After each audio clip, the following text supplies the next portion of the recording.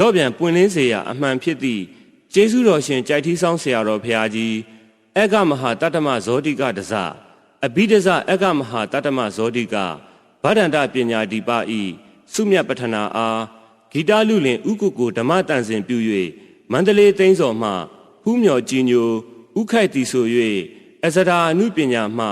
ပူဇော်တင်ဆက်သည်